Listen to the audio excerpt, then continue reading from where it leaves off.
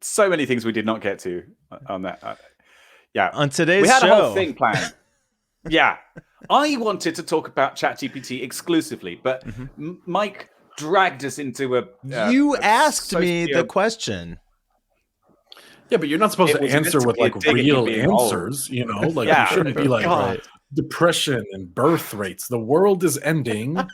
All travel to Jerusalem to be saved. Like, no, if you have like any interest on whether society is doomed and would like to hear our opinions on it, check out this episode. The answer is yes, don't bother.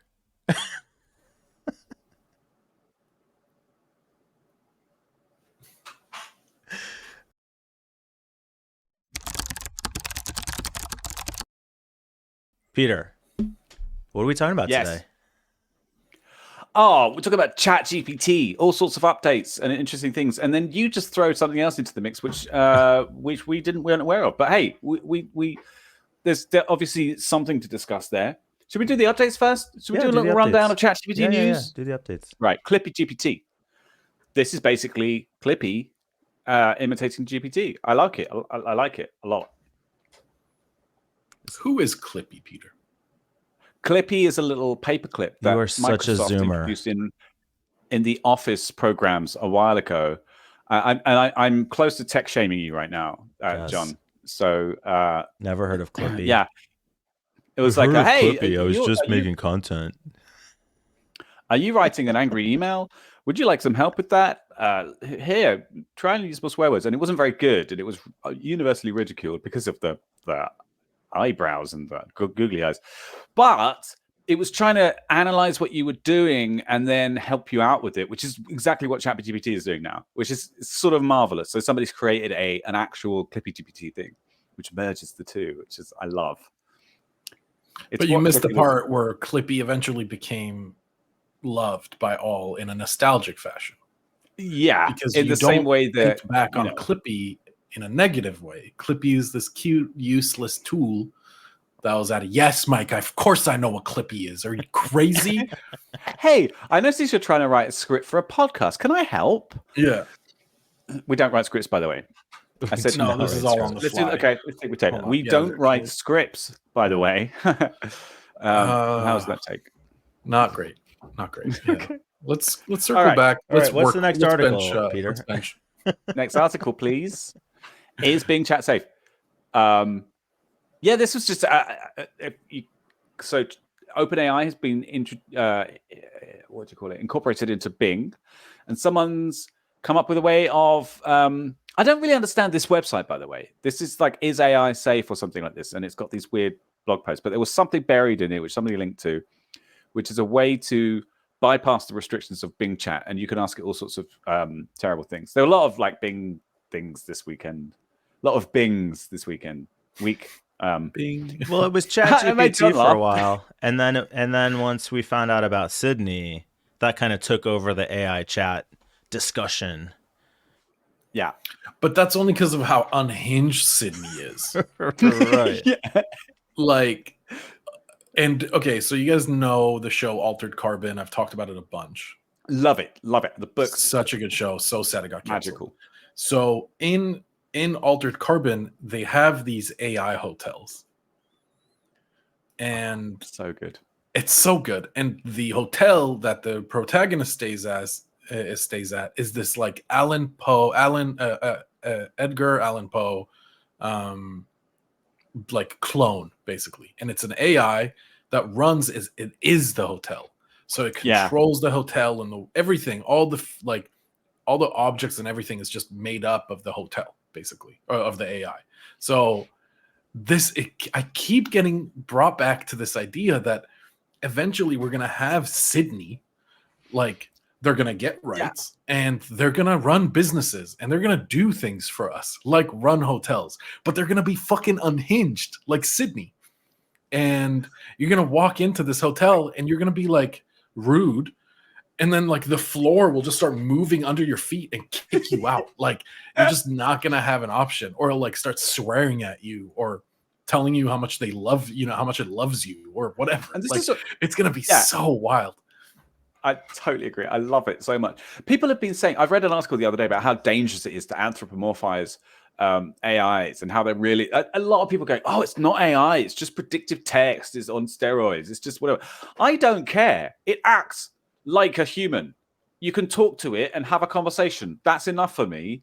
If it's not technically AI, who cares? You can and you can convince it to be like bonkers and swear at you and stuff, and you can get it to talk to you, to rap to you. I mean, that's brilliant. I don't care what the to mimic emotions, and if those emotions are real or not, it's still gonna elicit a response from me because I'm human, and I think that's super fun and just a really fun like thought. I want to ask Mike though if it scares you a little bit, because only. Do you mean from the sense of job security? Because AI could so closely mimic me that I would become obsolete? Is that what you're getting at? No, it was more along the lines of technology. I don't know. No, I fucking knew it was an age thing. I knew it. As soon as he asked you, I was sure. I've said before, I think a danger is maybe that it is similar. We already have issues with skyrocketing depression tied to lack of social connection due to online engagement and people replacing physical relationships with online communities. So a different kind of relationship, a real relationship, but one that's leading to skyrocketing depression, plummeting birth rates, all kinds of real social issues that, maybe it's just part of natural evolution, maybe it's not, whatever. But AI that's not human but acts human, I think could definitely amplify that problem, if not like cause it to just grow exponentially.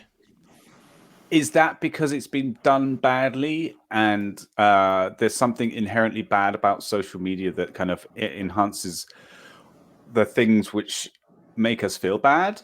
And maybe, but I think so generally I think technology is just outpacing human development. Like, it's technology. I think John described it before as giving fire to a caveman. Like, we can do all these amazing things with technology. We have no idea what the implications are or the effect on culture, society, individuals. In the meantime, we're all just fully on board, full speed ahead, like, woo, time of our lives. It does, to me, it feels very much like the beginning of the internet. I have the same tingly feelings now that I had when I was 15, 14 and just discovered the internet. And oh God, I've really aged myself then. God, was that the DARPA the beginning of the DARPA project? Were you at one of the universities? Is that what you're referring to? It wasn't far off, honestly. 1963. It was closer to DARPA than it was that we are to then now. That's the scary bit. Yeah. Right.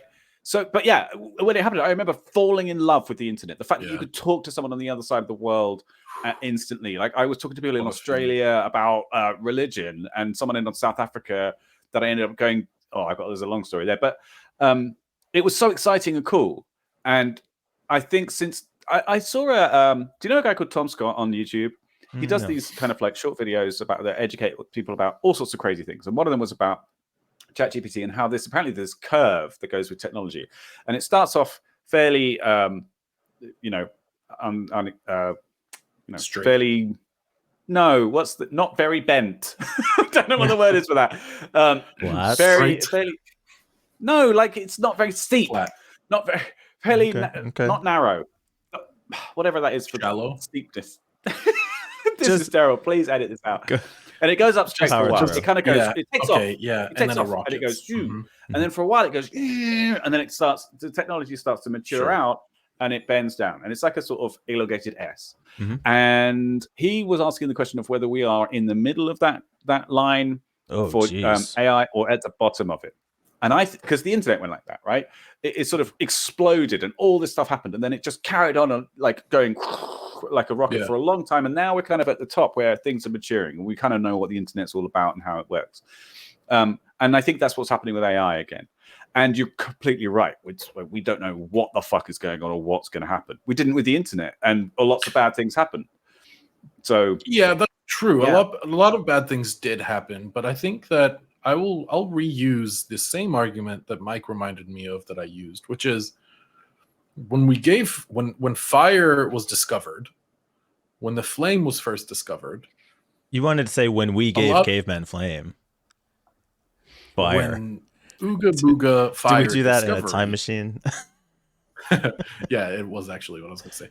When cavemen discovered fire, when it was granted to them, just by consequence of probably lightning or something, I imagine a lot of bad things happened.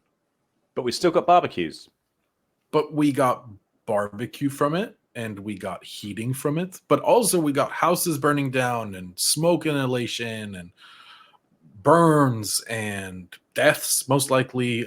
But it still probably outdid itself. Like the positives outweighed the negatives, right? The pros it just needed to be obviously regulated. much better than And similarly, well, it just needed to be widespread knowledge that fire good if no touch, right? Like that's just like the simple rules needed to be put in place. And I think that we now are better at that thanks to all of these paradigm shifts with like the internet, for example. So wait, I'll give a perfect example. Your Hugo bot. I think we think we're better at it, but we're not. And so like fire, we've had other major like breakthroughs: the printing press, electricity, the industrial revolution, the internet is a technological revolution. Like we've had these things, and yes, we've managed them. Yes, we fuck things up and we figure it out. I think the internet and AI now are different.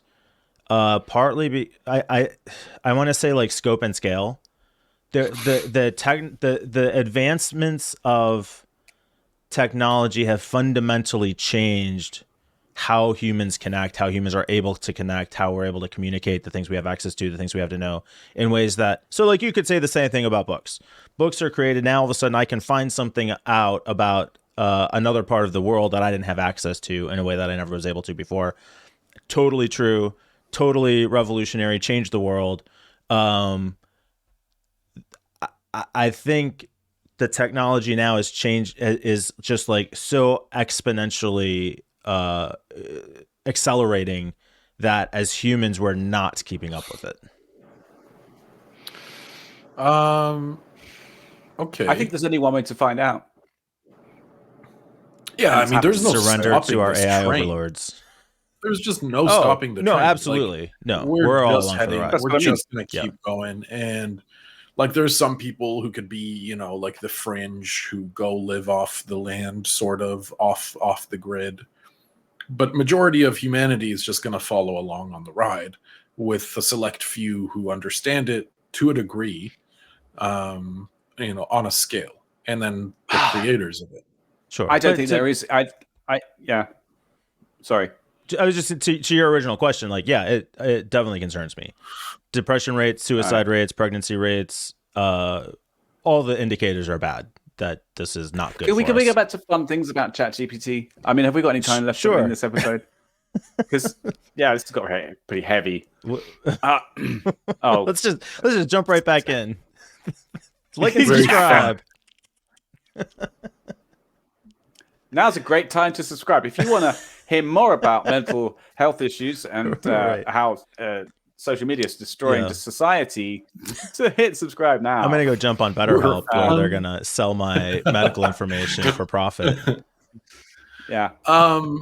It is like a boring dystopia in a way. I think. It is. Not boring. It's fairly boring. Like I'm not that worried. Like on one end of the spectrum, terrifying. But on the other end, it's like, well, let's just see where the ball falls. You know, like let's just see where we land. There's a certain what do you call it? I'm really stuck for words today. Inevitability to it that kind of lets us just say, well, what the fuck? It's like a nuclear bomb has gone off. Yeah, you might as well enjoy it. Enjoy the view while you can, kind of thing. It's like actually, there's multiple things you should do when a nuclear bomb goes off, and enjoying the view is not one of them. I will not go into the I mean, specifics. it's going to hit you and you're going to die in a few minutes. So, well, still you should go seek cover. We do a bonus episode on this. Really? Get in a fridge. That's what you need to do. Get a bath or a fridge. I don't know if a fridge is good. You want to, I think, cement and dirt. Like when I was in school, Indiana Jones reference. Have you not seen these movies? Jeez. When I was in school, right. Mike was in school. Get in under 50s, your desk so and cover yourself with newspaper or something. Sure. Yeah, duck and cover. Yes. Duck and hide. Yep. Yeah, duck and cover. Whatever. There was always a picture of a duck with some cover, like under a desk or something. Was there really? Anyway, I don't know. I wasn't born in the 18th century. Feels like we kind of stalled out here. Okay, yeah. Right. A lot of fun things. We can just wrap it up. Like and subscribe. Yeah. Join Discord. We'll carry on this conversation there.